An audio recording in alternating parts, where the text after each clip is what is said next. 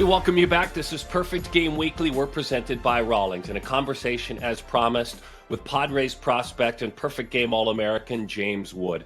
James, thanks for spending time with us as you get ready to crank into a full minor league season. This has got to be a fun time for you.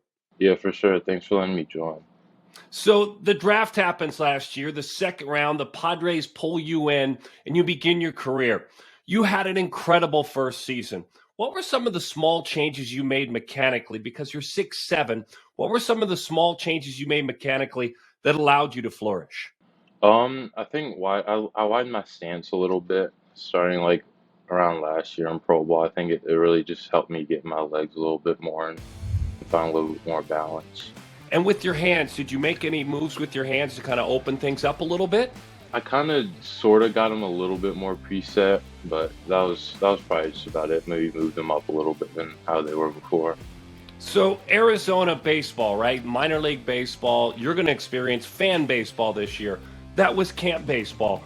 But when I look at the numbers, you had an incredible year. I mean, you got on base at a crazy high percentage. You just did amazing things. But for you, the opportunity to go almost to get your master's degree, it feels like, travel ball, there's a little bit of feeling on your own. At IMG, you had good instructors.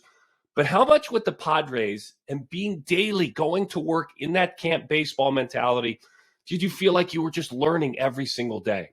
Yeah, it's kind of like you said, like you go out there, play 5 or 6 games a week, and I truly believe that that's where you grow the most is playing games on the field. So I think just getting a lot of game reps in that really just helped me improve a lot. But were there moments, were there single games where you went to bed at night and said, I belong here. This was special. I think the last week of the ACL season, I think like I was coming back. I got bruised on my hand, so I missed a few games there. So I came back and I was just feeling good. I was seeing the ball well and just felt like myself out there. And I think that was probably my best week of the whole season. Yeah, by the way, you had 13 hits in your last 7 games. I'm glad you mentioned that. A little bit of research that I did. You also did something for a tall left-handed hitter that tall left-handed hitters aren't supposed to do. You had a 382 on base percentage against left-handed pitching. Why did that occur? I think a lot of it was approach, just talking with my hitting coaches. I think we really came up with a good plan against lefties, which is something that I've struggled with before, and I think really the work paid off. If I'm going to take you back and take you to a couple of high school showdowns, you hit an epic homer at the high school showdown. I'm going to take you to the All-American Classic in the middle of a pandemic. But yet I'm going to call them perfect game memories, right? Perfect game memories. hmm Do you have some good ones? Do you have a good memory of being part of the perfect game program?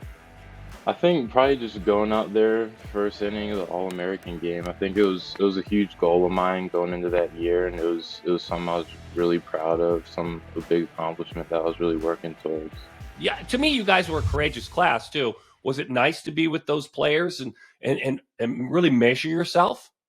Yeah, no, it's always fun playing against those guys too. Like especially like I know we play Harry Ford. Harry Ford's he was right across the street, the complex from us. So we would play him all the time. Him and Edwin, and we play all kinds of guys. So it was a lot of fun for sure.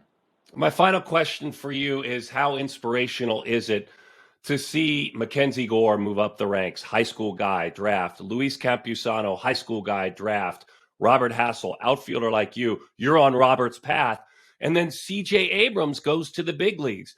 How inspirational is it to hmm see guys ahead of you, but that went down the same path on their way to the big leagues? Yeah, no, it's really cool to see. And I always love learning from those guys, seeing how they work, and it's really cool seeing how their work pays off and how quickly they're moving up the ranks. Right. We really appreciate your time, James. We really, really do. Best of luck in Lake Elsinore. Have an incredible season. Thanks, Darren.